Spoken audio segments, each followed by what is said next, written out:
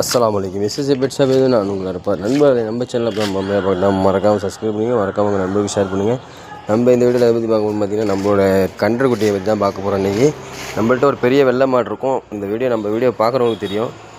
இது பார்த்தீங்கன்னா நம்ம எப்போவும் வெளியில் தான் மேய்ச்சலுக்கு போயிட்டு வரோம். நம்ம பார்த்திங்கன்னா ரோடு மார்க்கத்தில் இருக்கிறதுனால ரொம்ப சிரமமாக இருக்குது. இங்கே பாருங்கள், இன்றைக்கி கன்று வந்து அடிபட்டுருச்சு. எதில் அடிபட்டுச்சுனே தெரில. காலையில் மேய போகிறப்போ நல்லா தான் இருந்துச்சு. 12 மணிக்கு வீட்டுக்கு வரோம்.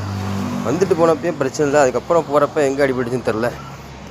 நல்லா ஹெவி கண்ணாமலாம் அடிபட்டுருச்சு கண்ணுக்குட்டி. மனசுக்கே ரொம்ப கஷ்டமாக தான் இருக்குது.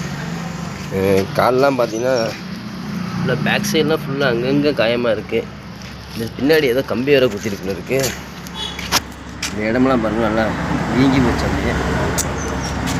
இங்கே பாருங்கள், இங்கே காயம், ரொம்ப காயம், பயங்கரமாக அடிபட்டுருக்கு. எதில் மாட்டுச்சுன்னு தெரில. பஸ்ஸில் மாட்டிருக்கோன்னு நினைக்கிறேன். ஏதோ கண்ணு பொழைச்சி வந்திருக்கு பாருங்கள். அதே பெரிய விஷயமாக போச்சு எனக்கு இன்றைக்கி.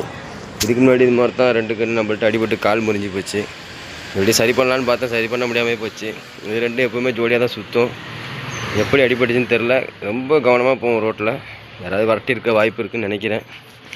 நம்மளும் ஒவ்வொரு தடவையும் புல் போடுவோம் தான் பார்த்துட்ருக்கேன். அது என்னமோ அமைய மாட்டேங்குது. கோழிங்க வளர்க்குறதுனால என்ன அப்படின்னா அடிபட்டுருக்கு. 800 புல்லாம் அடிபட்டுருக்கு.